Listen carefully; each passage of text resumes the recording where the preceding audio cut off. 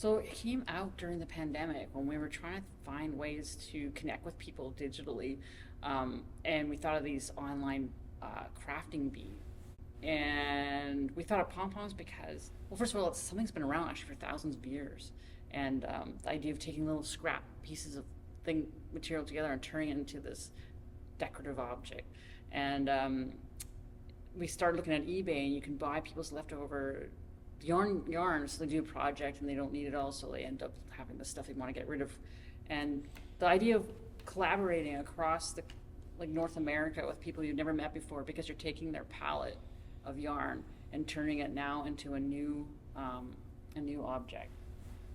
I think it's the cultural circulation of the most obscure, useless things that you might not think were anything, that you wouldn't think you could find a history of a pom-pom, but in fact, it's quite a culturally rich object and very interesting history once you start looking into it. And but it's also something that's, it's a flair. It's made from nothing.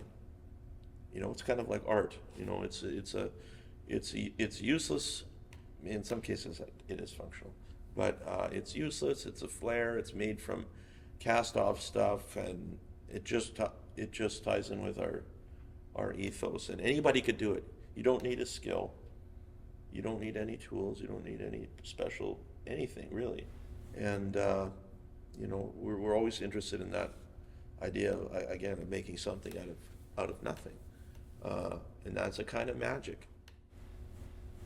Well, basically, so there's bins, and you can sit on one of the big pom-poms. Then you go into the bin and you take out a kit, and the kit in there will have enough yarn to make one pom-pom.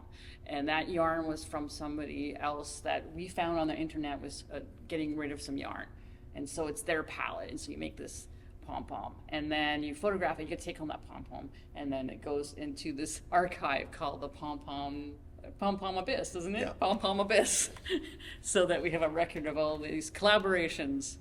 And some people just make a pom-pom. Some people actually, like my mom did these really cute snowmen where she had the snowman and she as a decoration on the snowman, or somebody else made it as a cat toy. It's all these ways these pom-poms end up in the world in their own little path.